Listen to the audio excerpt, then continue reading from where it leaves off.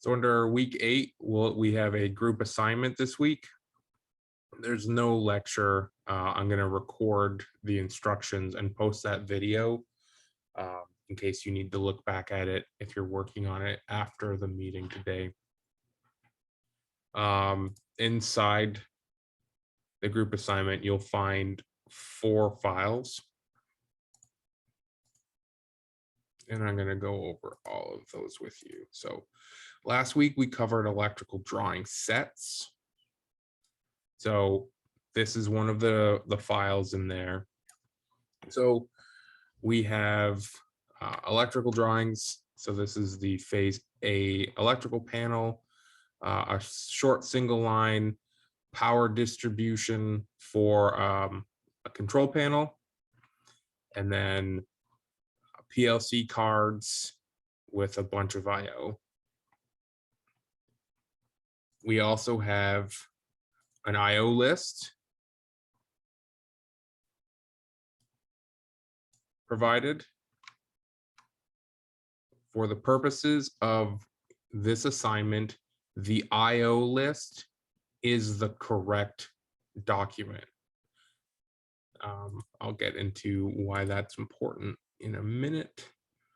And then we have shop drawings.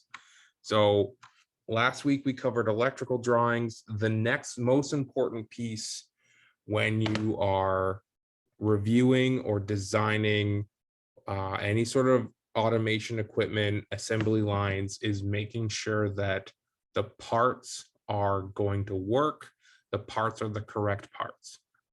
So for this assignment,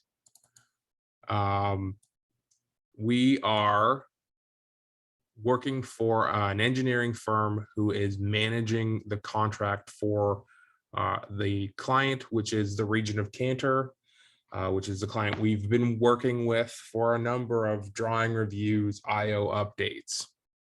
So you've been working with your colleagues and you are part of the contract and design review team.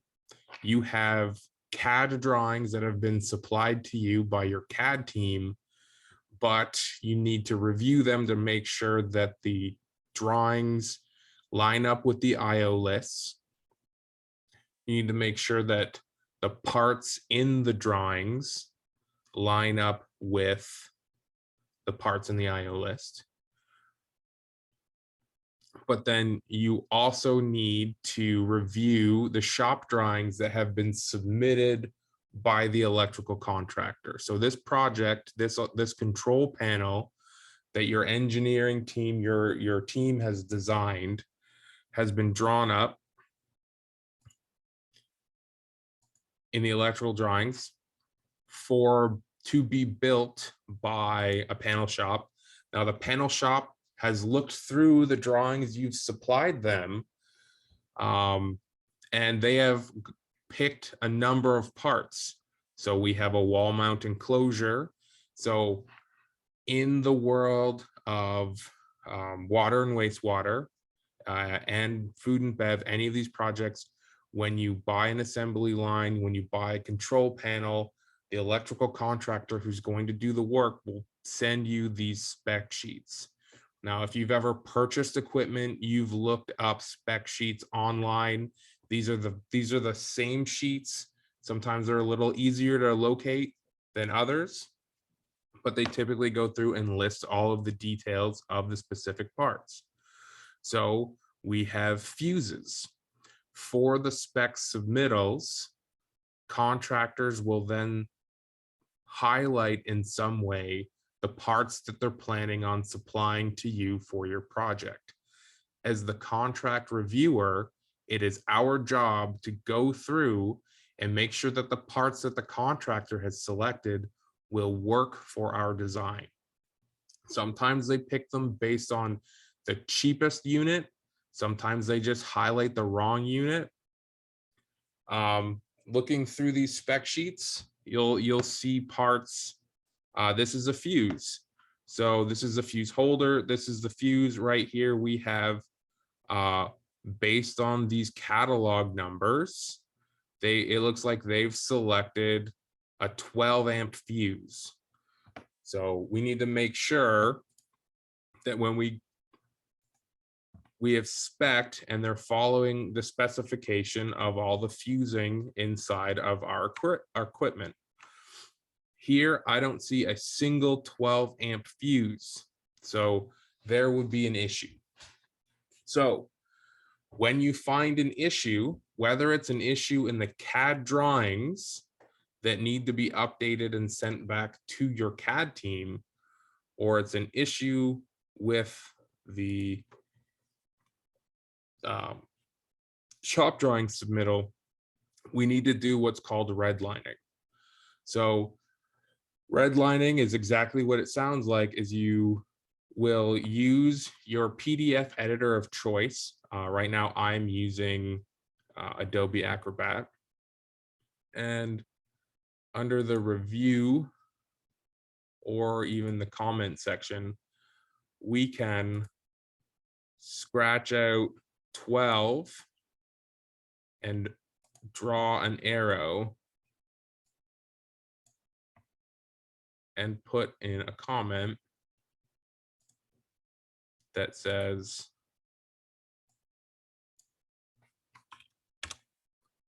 yeah, I can't put in a comment because I won't type text.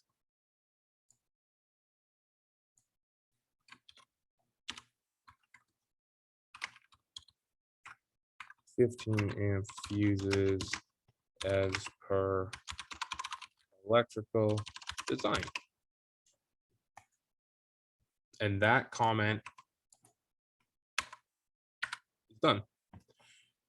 You need to go through the rest of the parts. Anything that's highlighted, compare it to your design. If it matches your design, if it's going to work for the electrical panel that you're designing, no comment is needed.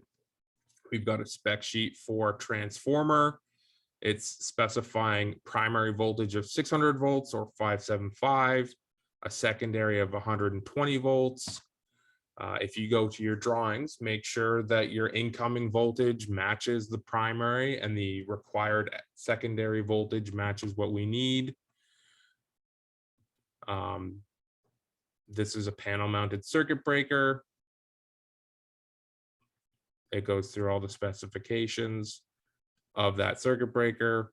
As we go through, you'll find push buttons,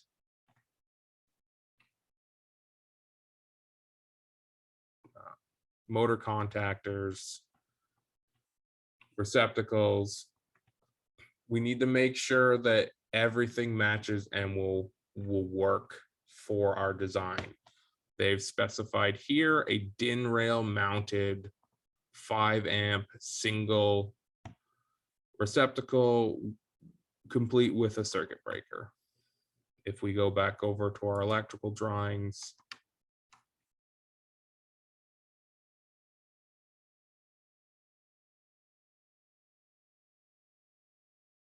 I don't see a receptacle anywhere. I see here a combination receptacle with Ethernet adapter. So it looks like that needs to be addressed. And I see here a receptacle for UPS power.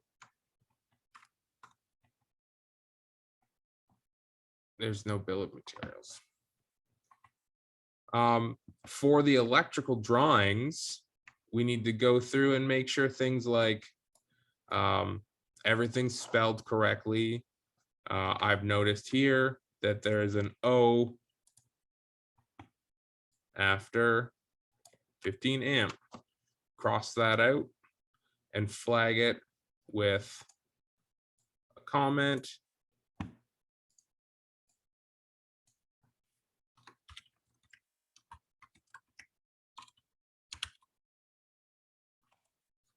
And move on to the next ones.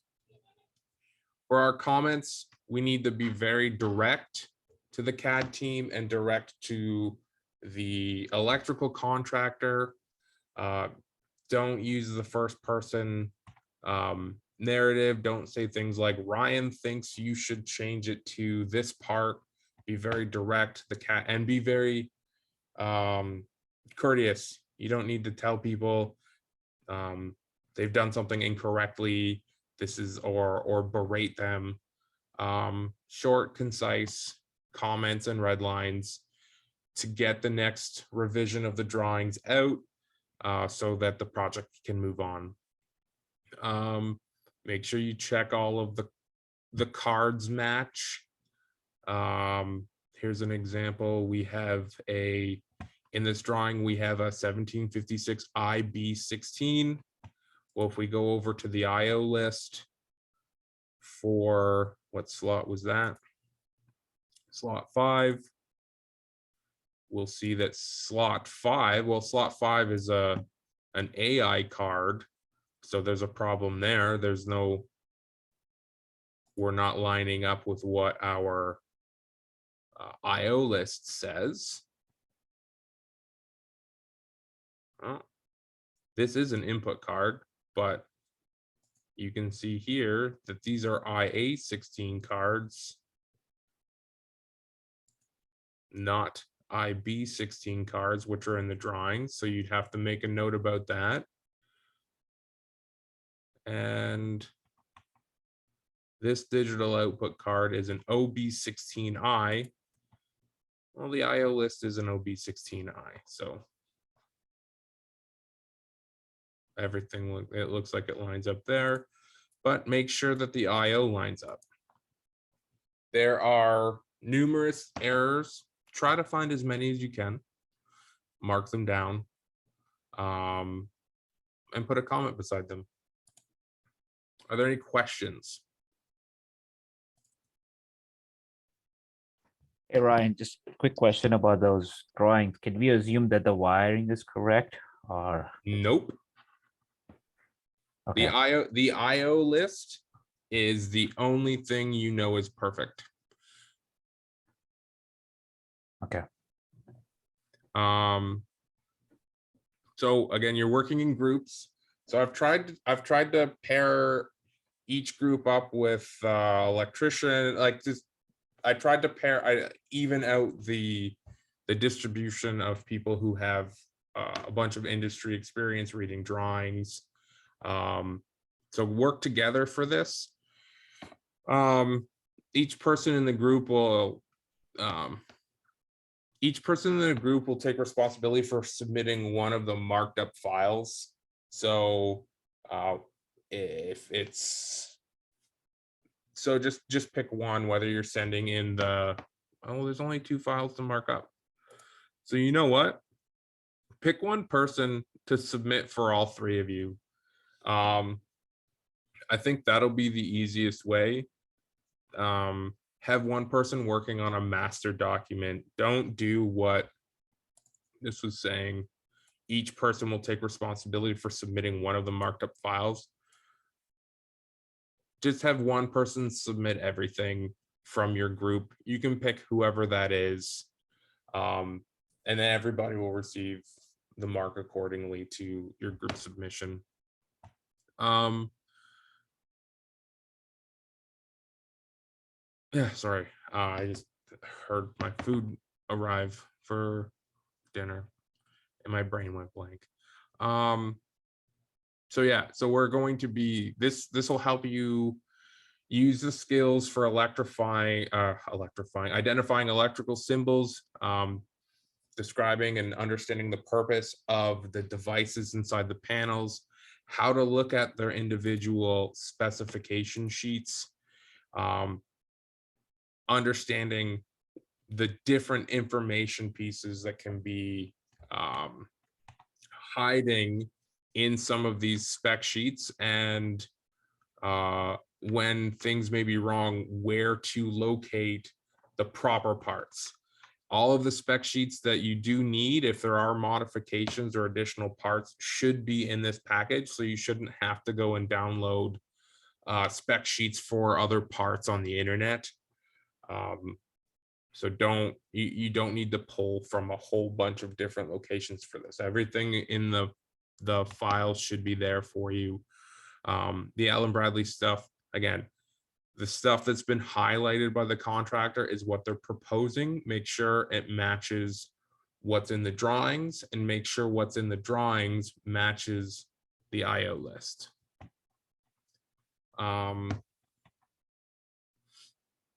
And so one of the things that I caught when I was running through this, we do not have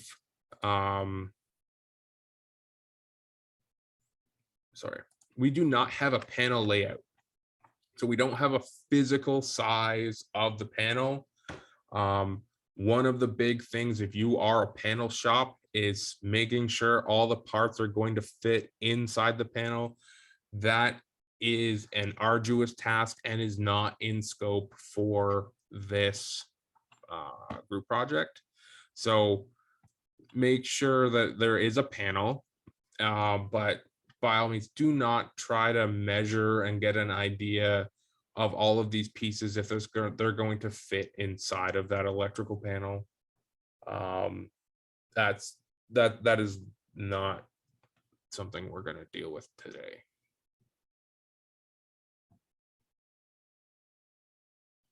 Any questions? Okay.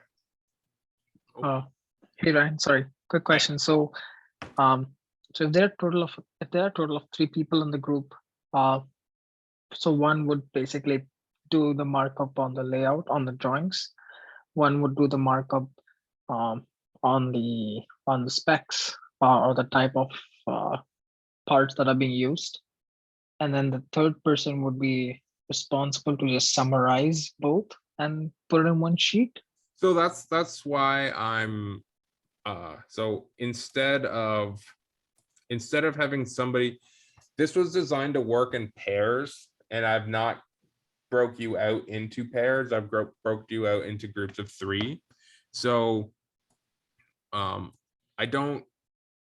think what the better option may be, and you guys could correct me if I'm wrong, if you work on these together, I'm gonna break the groups out into their own breakout rooms, so you can use these 3 hours to discuss in and amongst yourselves and look at these drawings on your computer. You can screen share with one another, but if you take all your files and transmit them via email or whatever to one person and have them submit the documents for the group, that works for me as well. Just let me know, somebody in your group, let me know if you're going to split the submissions up between a couple of you, or you're just one person's going to do it, so I know where to find all the different files.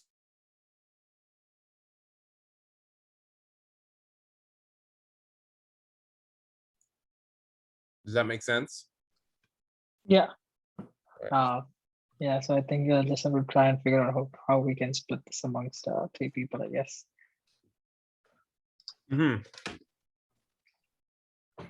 That is, well, like I said, I'm going to break you into groups of, I think everybody's here once I figure out how to assign everybody different breakout rooms. And you can work on reviewing the drawings together, adding your comments, and you can have one person add in a master document to combine them all. You could work individually and then submit your drawings together.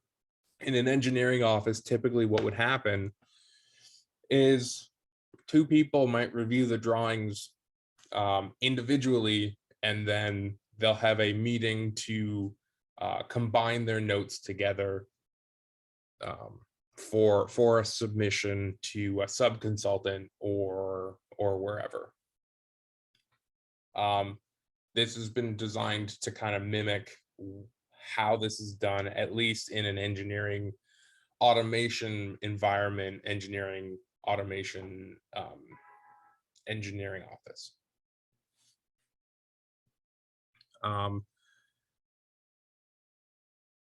So using your knowledge of using the knowledge and device abbreviations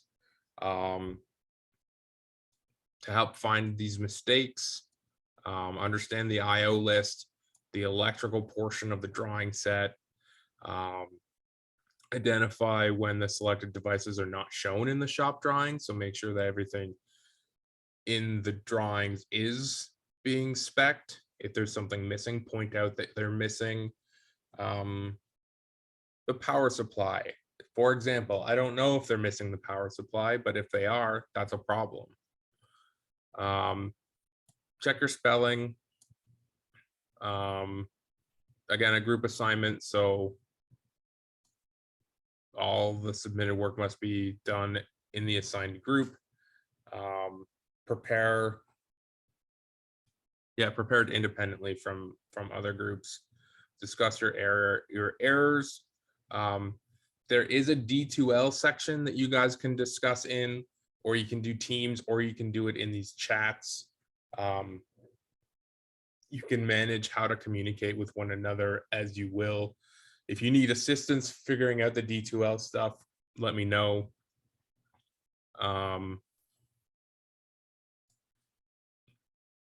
Yeah, so you can have your discussion to see who will be the one to submit your files, or how you're going to submit your files. Oh, it says one person can ignore that. And what my direction will supersede that instruction because your groups of 3.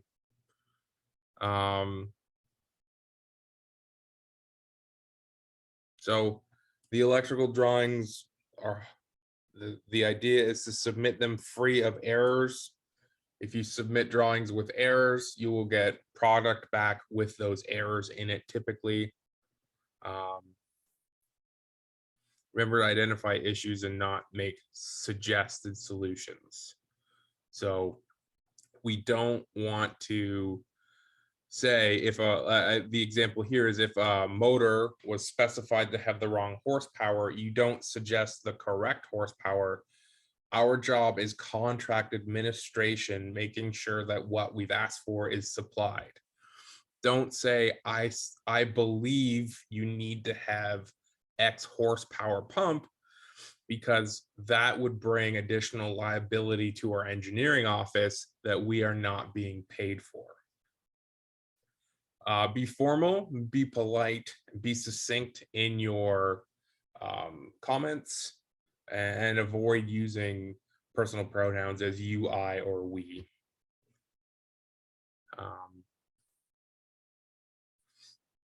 So again, you can discuss in amongst your group how you're going to review the drawings, whether you're going to do it through D2L in the Zoom meeting breakout rooms, if you want to discuss on the forms in D2L, or use Teams. I think everybody should have access to Microsoft Teams. You could chat with one another and do your own impromptu meetings through there. Once you have your discussion, you can make your red line drawings. The grading for the assignment is this one over here. So the more mistakes you find and identify, the more marks. Your directions are clear for the items that you have found. Your tone is professional. The mistakes captured in the shop drawing set. So this is a good indication. There's more mistakes in there I found. So I don't think anybody should have a problem with these. I'm gonna grade based on the quality of the directions given in the shop drawing set. And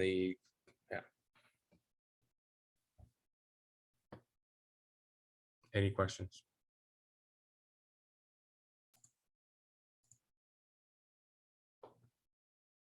Perfect. Okay. I'm going to stop